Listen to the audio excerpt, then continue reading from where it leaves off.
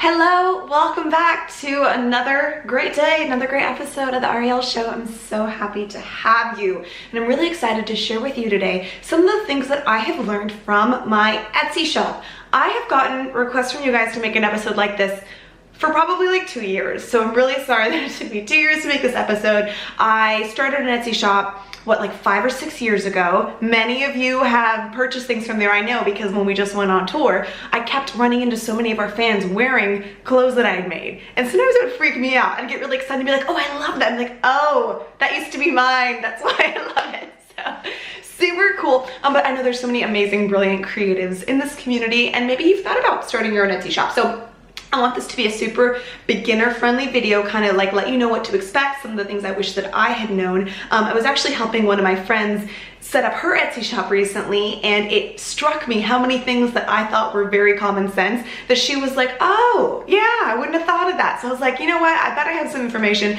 that some of you guys could benefit from. And please, if you already have an Etsy shop, or if you start one after watching this video, share the love with the rest of us. Leave a comment below in the comment section so the rest of us can check them out. I know a few of you guys have like thriving BA shops, and the rest of the Icon Army and the Arielle Show viewers, I'm sure, want to see and want to support what you're up to. All right, so digging in, here are some things that I wish I'd known about my Etsy shop.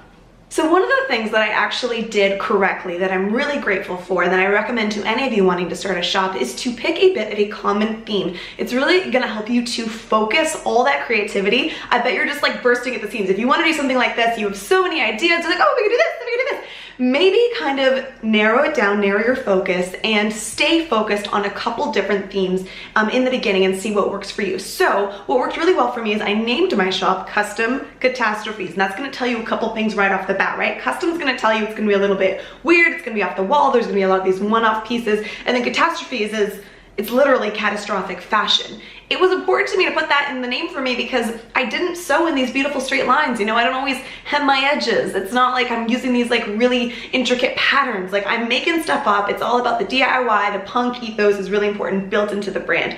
And the theme for me really reflected that. So you'll see I had a lot of, and I still do have a lot of like common things that I repeatedly offer on my store. So like wrist cuffs are like a staple of my shop.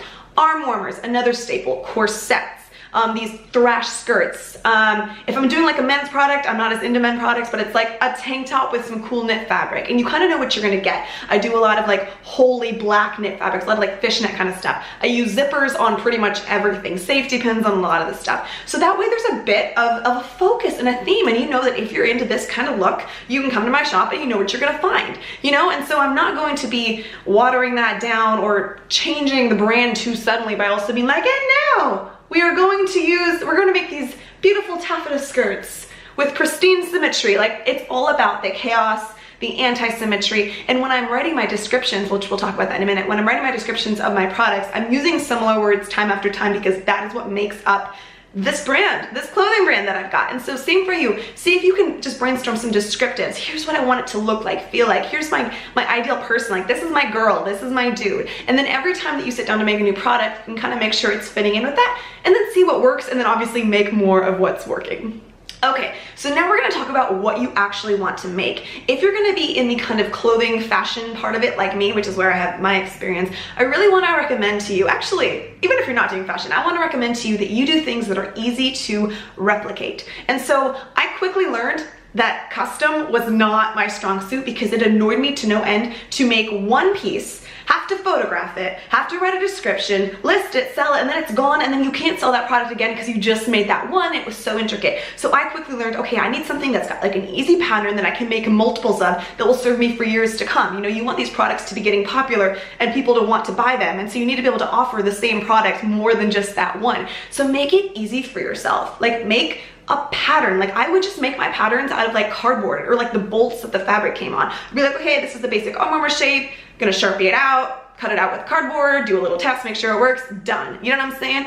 And I like to really offer limited sizes, and so like the corsets are like small, medium, large, extra, like it's very like standard. Here's the sizes. The wrist cuffs are a men's or a small medium, or no, sorry, men's, which is large, extra large, and then women's, which is small medium. Like, that's it. You got two choices. It might not be like skin tight or like whatever. You can't drive yourself crazy like going down to the millimeter for every single person, because at least for me, like that would drive me insane. You need to have like some standards. standards and some boundaries, make it easy for yourself. Another one of the ways that I do that is I use so many stretchy knit fabrics. That means that all of a sudden you have some give. So if you're making like a top for somebody, don't do it in like a non-knit, you know, don't do it in a woven that's got no give, because then if it doesn't fit them perfectly, it might not be a usable product for them, which is really sad. Same thing with like the corset lacing on the back of the corset. That means that you can kind of custom tailor it to fit your own body. Do you know what I'm saying? So think in those kinds of ways of how can one product work for a lot of different people without me having to make 17 different patterns for one thing.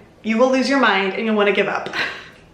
Okay, next up, you're probably gonna wanna gather some supplies, and I've got a few tips for you guys of where you can find really good supplies. So the first and easiest place that I always go is Joann Fabrics, but I never ever pay full price for my fabrics because they always have a coupon. So you get a 40% off coupon minimum. Sometimes you can get 50% off as well. So don't ever pay full price for your fabrics, and you can learn their schedules of when things are on sale, and you can time your trips to the store based on that. Sometimes you can stack fabrics. You can do like a retail me not stack coupons, like a retail me not one, and then like the one that's like in the actual physical printout, they'll send you coupons to your house, so that makes it easier. And then you can also get a VIP member card, which gets you 10% off. And I don't know, you might need to be an incorporated business for this, but I don't really think they check. So just like put down your Etsy shop name and hopefully then you'll get 10% off on top of the coupon. Okay, another website that I really love to get my fabrics is girlcharlie.com. They specialize in those stretchy knits that I was talking to you about, and they ship quickly and their fabrics have been beautiful. I've always been really happy with what I've gotten, so check that out. And then lastly, for my notions, I usually shop eBay. I have found the best notions for the cheapest are coming through eBay, but sometimes I find really great notions on Etsy from other Etsy sellers. So they've got stuff that they're not using anymore, or else there's a lot of people who just sell supplies on Etsy because they know Etsy makers like myself, like yourself, are looking for stuff. And so if you see a shop of somebody who's got like the most banging notion or some beautiful fabric and they're using it repeatedly, that probably means that they have a lot of it and probably have access to it. So maybe send them a message in the most kind way and be like, I love your stuff and I especially love this beautiful notion that you're using. Where did you get that ribbon or whatever? Maybe they can give you their source if they're kind. So then next you're gonna actually create your shop, which I think most people do first. They go online and they like fill in their name and they fill in their little descriptions, blah, blah, blah. But I think you kind of want to start first like having the fabrics that you need, like making sure that you can handle orders, making sure that you have a vision. And my tips for the actual like online platform for your shop is to fill out all the stuff, okay? There's an about me section, there's an about my shop section, there's like a slideshow that shows like little pictures of your sewing studio, which for most of us was like our bedroom, right? Or it's your kitchen table. But I would say do what you can to put as much personality into that as possible. People shopping Etsy are doing it for the personal experience. You know, whenever I order something on Etsy, it's because I can see Jane in her little coastal town and she's sewing up these cute little blah, blah, blahs, and now I want one because it's just like so cute that she's in her cute little cottage house doing that, you know what I'm saying? So you connect that emotional thing. Like now I feel like I have a piece of that person's life in my home or in my wardrobe or whatever. You want to make it easy for your customers, your potential customers, to see that and to fall in love with you. Even if it's so easy to do this. You see other people's Etsy shops and everything is gorgeous. They must have professional photographers on hand at all times. They like live in the most beautiful space, or they have the most like gorgeous studio. And it's easy to feel discouraged when you're like, I got a corner, I work on the floor. And that was me for so many years. Use that to your advantage. Make that part of your brand. Be like, I'm punk, this is me starting out, this is me new, get it on the ground floor. Literally the floor. Like, you don't have to hide it, you know? You can like invite people into your world and show them why you're so passionate about this. Like, I'm beating the odds, you know, nothing's getting handed to me, and yet I'm still doing this because I'm so passionate about sharing this art inside of me. Okay, next is pictures though, for real. Pictures are kind of like the biggest freaking deal ever, and we are so lucky now that our iPhones, most of them have the best photography compared to like what it used to be. Like when I started my shop 5 or 6 years ago, I had to like borrow my friend's really nice camera and I didn't even know how to use it, so it was like super limiting. She had to take all the pictures for me, which was super sweet. But now I would suggest that you create some depth using the portrait mode feature of your camera. And if you are self-sufficient, if it's just you on your team, you're gonna wanna have a way to display your items that don't involve you wearing them and trying to take an awkward selfie or like a mirror selfie. So that's where a dress form really comes in handy. I got my first dress form 20 bucks at like a garage sale, and that's what I used for so many of my photos. And so when you are styling that dress form, let's say with your top, make sure everything is symmetrical. Center the dress form in the center of the picture. Make sure it is straight, like make sure there's no wrinkles. And you can actually edit out wrinkles in post using like the smooth feature. There's it's in iPhoto on your Mac, and like all of us kind of know how to edit photos these days. Like in post, you can make things a little bit nicer if you see there was like a piece of buzz or something on the top, but like make it look as non-distracting as you can so the focus is on the item and not, oh, I see that person's cat in the background, or oh, they obviously took that picture crooked, or oh, they obviously took that picture at night and there's their dishwasher in the background. Okay, then lastly is your description. Each item that you list is gonna have an opportunity for you to have a description of the item. So the biggest mistake you're gonna make, and which most of us are gonna wanna do, is here's what it's made out of. Here's the measurements. Here's the color, done. No, no, no, no. We want, as your potential customer, to fall in love with your item. We want to be swept away. So in your descriptors, put in all that personality. This is another chance for you to be an artist, just like in the stuff you make, also in your descriptions. Not enough people do this, and it really helps. Like, paint that picture. Take a minute, spend some time thinking, what is the ideal situation where this, and tell them, oh my gosh, this is perfect for summer festivals. Like, here's my ideal girl wearing this, and make them feel like they can also have those vibes and that feeling in their life by getting this thing that you have made for them. So make it easy for them to fall in love with your item. That's what's gonna set your stuff apart, because otherwise they could like seriously get something similar for a lot cheaper, or they can get like, you know, the China knockoff of it, but yours is special. Tell them why. Lastly, let's talk about actually promoting your shop, which is so exciting. If you actually have something up and now you're ready to share it with the world. Okay, first up, I would recommend that you add items on the regular. Do as I say, not as I do, because I don't do this. But if you can, every week, every month. Like this summer, I'm relaunching my Etsy shop, I'm reopening it, so every week I'm releasing new stuff. Super exciting. It's gonna keep people engaged. It's gonna keep people checking back to see what I've added, and it's really gonna keep me excited about my stuff as well, because you know, you're like so giddy, you're like, oh my god, I can't wait for them to see this, you know? So have a plan to be releasing stuff on the regular.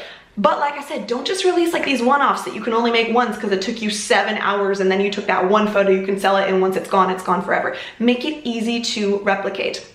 Okay, then I would recommend that you do bundles of similar items. So if you've got, you know, if you've got the arm warmers and the leggings and they both have the same fabric, so they're maybe for the same customer, offer them a chance to buy those two items together at a little bit of a discount, you know, that way maybe they really want the one, but then they see, oh, okay, for like 15 bucks more, I get this too, awesome, done. And then you get a little bit more money, you get to have your stuff move faster, you know, in and out of the studio, and you get to make a really good experience for the customer.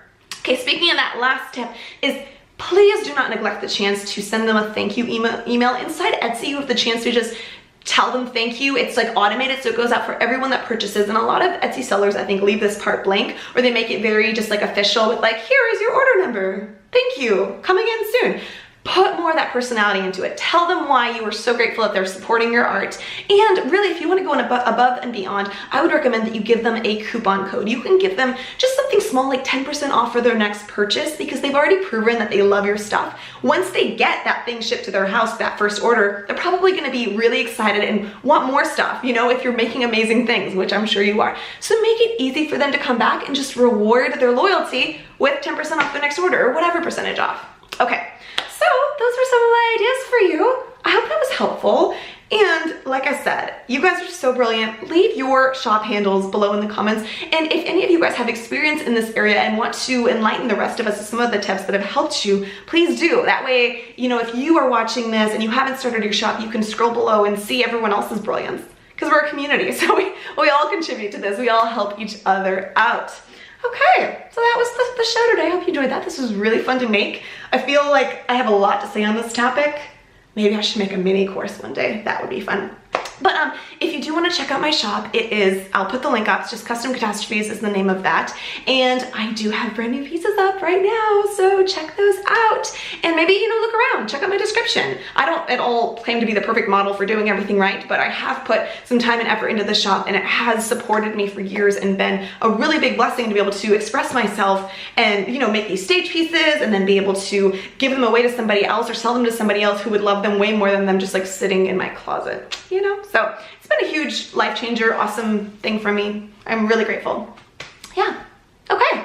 Thank you for watching. Thank you, patrons. Have a wonderful weekend, and I'll see you next week. Bye.